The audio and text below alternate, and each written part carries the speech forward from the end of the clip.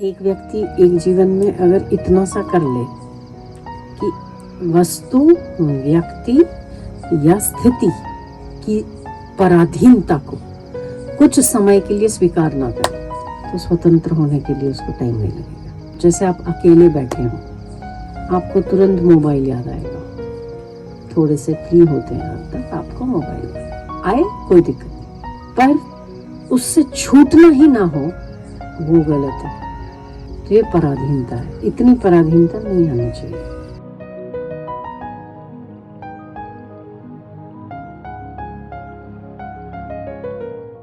ध्यान से सुनना है आप लोग सब, 2588 साल के बाद आ रही है ये होली।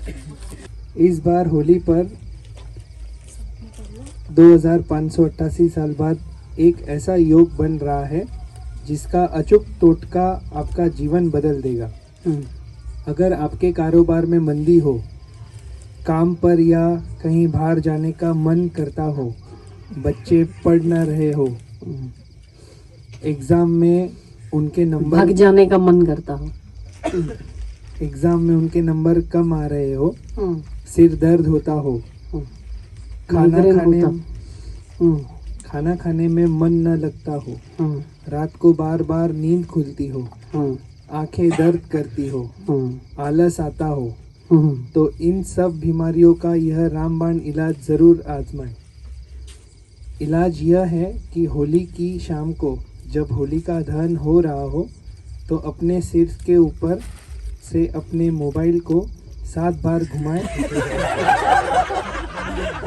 और उसे होलिका वाली आग में फेंककर चले जाएं। पीछे मुड़कर बिल्कुल भी ना देखें। 1-2 दिन परेशानी होगी, जी मिचलाएगा, गुस्सा आएगा, लेकिन सारी बीमारियों से मुक्ति मिल जाएगी। आजमा कर देखो।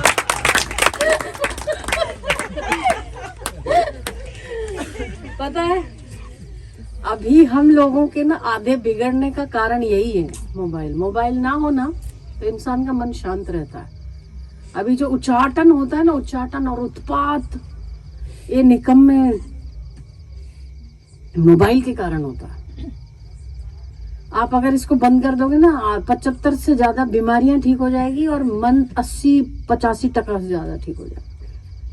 अभी ना बिगड़ने का बहुत साधन, तो मुझे बड़ा पसंद आई ये बात कि अगर तो सिर मिचलाता हो, जी मिचलाता हो, अगर आप खाना नहीं खा पाते हो और भग जाने के विचार आते हो, सिर दर्द होता, रात को नींद खुल जाती बार बार ऐसा सब अगर आपको हो रहा हो, खाना डाइजेस्ट नहीं हो रहा हो, आपको टेंशन, बेचैनी आदि हो रहा, तो टोटका 2588 साल बाद आने वाली इस होलिका में 7 बार मोबाइल को घुमा के डाल दो और पीछे मुड़ के मत देखो। थोड़े दिन परेशानी होगी, जी भी मिचलाएगा, बेचैनी भी होगी, नींद, सिर दर्द भी होगा थोड़ा बहुत, पर फिर परमानेंट वाला ठीक हो जाए।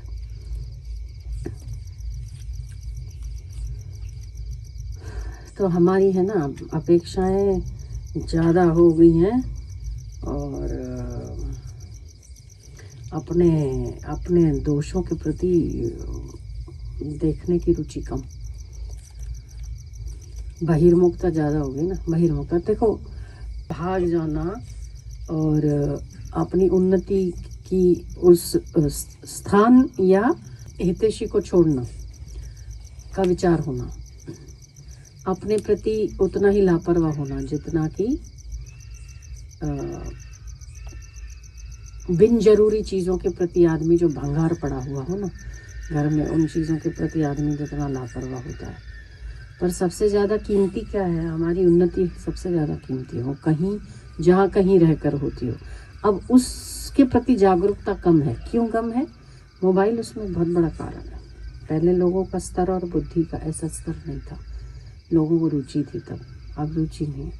अब ऐसा लगता है कि गुरु को पड़ी है चेलों को चलाने की, चेलों को पड़ी नहीं है, ऐसा। अब जो ये वाला दौर है ना, इसमें मोबाइल बहुत बड़ा कारण है।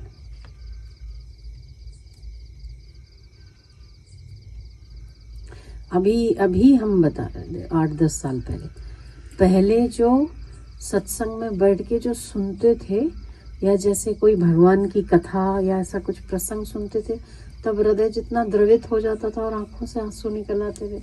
अब भी वैसा नहीं होता है ना। तो हृदय की वो स्थिति ही नहीं है, उसका कारण मोबाइल है।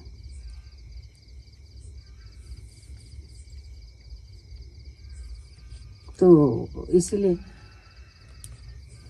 एक जिनको आवश्यकता नहीं उनको मोबाइल रखना ही नहीं चाहिए। जिनको आवश्यकता है उन्हें वो आवश्यकता की चीज़ ही देखनी चाहिए। इतना नियंत्रण अपने उस पर होना चाहिए। आवश्यकता वाली की वो की बिन जरूरी चीज़ें ना देखी, और एक दिन के कई घंटे 5 घंटे 6 घंटे इस मुसीबत को दूर ही रखना चाहिए। इतनी स्वाधीनता तो होनी ही चाहिए ना। एक व्यक्ति एक जीवन में अगर इतना सा कर ले कि वस्तु, व्यक्ति या स्थिति की पराधीनता को कुछ समय के लिए स्वीकार ना करे, तो स्वतंत्र होने के लिए उसको टाइम नहीं लगेगा। व्यक्ति, वस्तु और स्थिति की पराधीनता को, जैसे आप अकेले बैठे हो, आपको तुरंत मोबाइल याद आएगा। थोड़े से फ्री होते हैं आप तक, आपको मोबाइल याद आए, कोई दिक्कत नहीं, पर उससे छूटना ही ना हो वो गलत है। तो ये पराधीनता है। इतनी पराधीनता नहीं आनी चाहिए। तो आप स्वाधीन कब बनते हैं? जब आप वस्तु, व्यक्ति और स्थिति की पराधीनता के दायरे से या पराधीनता से मुक्त होने का यत्न करते हैं। कुछ देर से पहले आप आधा घंटा, फिर 1 घंटा, फिर 1.5 घंटा किसी भी वस्तु, व्यक्ति और पदार्थ की पराधीनता को स्वीकार ना करें, तो स्वाधीन हो जाओगे।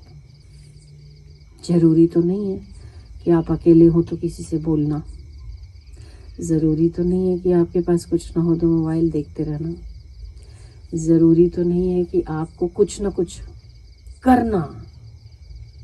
कभी कभी आप यूं ही बैठे रहिए।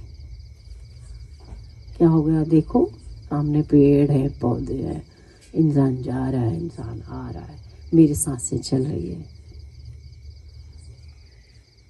ना। देखो कि जैसी सांसें मुझ में चल रही है, ऐसी उसमें चल रही, ऐसी सृष्टि में चल रही। तो हम सब में एक ही तत्व समाया हुआ, एक ही आत्मा समाई हुई। क्या ये चिंतन नहीं कर सकते? पर हमें करना बहुत ज़रूरी है। हम पराधीन हो गए बहुत।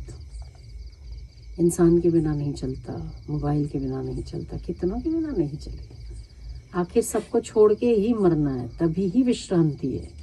तो अभी क्यों नहीं? लंबी नींद में सोएंगे तब न मोबाइल है साथ, न इंसान है साथ, न कोई क्रिया है साथ, न साधन है कोई साथ, न स्थिति है साथ, कुछ भी साथ नहीं है, कुछ भी। तभी ही हम विश्रांति पाते। उस नींद को छोड़ो, उस विश्रांति को छोड़ो, उस मृत्यु की बात को छोड़ो। दिन के आखिरी हिस्से में जब हम निद्राधीन होते हैं, तब कौन सी वस्तु, व्यक्ति, पदार्थ हमारे साथ होता है? नहीं होता है। इसीलिए ही हम फ्रेश उठते हैं। अगर आप 24 घंटे में से ये 8 घंटे भी अगर लोगों को देने लग जाओ, या आप कहीं ना कहीं अपना समय ऐसी जगह पर बिताने लग जाओ, पागल हो जाओगे आप। वो जो गैप मिलता है ना, मोबाइल छोड़ने का, इंसान छोड़ने का, पदार्थ छोड़ने का, तभी आप स्वाधीन होते हो। उतने घंटे स्वाधीन होते हो, इसीलिए बलशाली होते हो और सुबह फ्रेश उठते हो।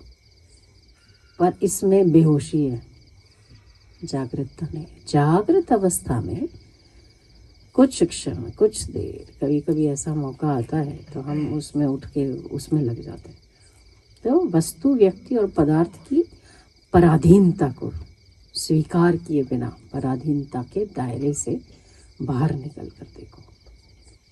तो हम क्या करें फिर? क्या करें? तो आपने बहुत सारे सत्संग सुने, बहुत सारी कथा सुनी है, उसको स्मरण करो। ये भी किया जा सकता है ना। जो भी कोई बाहर से ना चीज़ मिलनी हो, बाहर की कोई भी चीज़ के संसर्ग में आप ना आ सकते हो। ऐसा काम करिए। बैठे ना, बैठे, देखो अपने मजे से देख रहे हो, सृष्टि चल रही है और हवाएं बह रही है। हवा भगवान सांस से दे रहा है, यही हवा मेरे भीतर जा रही है, यही मेरी पूरी सृष्टि में जा रही है। हम, ये बहुत निम्न स्तर की पराधीनता है कि हम इस व्यक्ति के बिना कैसे जी पाएंगे। तो अगर वो व्यक्ति श्रेष्ठ है तो फिर ये आपकी भक्ति आपको तारने वाली है। पर अगर वो व्यक्ति किसी एक दायरे में सीमित है, शरीर के, मन के, बुद्धि के, तो आपकी ये पराधीनता ले डूबेगी। पराधीन किसी भी अवस्था में किसी पर नहीं होना चाहिए। कोई है तो वस्तु स्थिति का सदुपयोग करो, नहीं है तो मौज करो। पराधीन क्यों होना? पराधीन सपने हो सुखना। किसी भी स्थिति का, आप मोबाइल का भी उपयोग करते हैं तो मोबाइल भी आधा घंटा, 1 घंटा, 2 घंटा, कितना आप दूर रह सकते हैं, रखो, उसकी भी गुलामी क्यों करो? आखिर गुलामी छोड़ते ही हो आप लोग, बेहोशी से छोड़, जबरदस्ती छोड़ दो, खुद छोड़ो।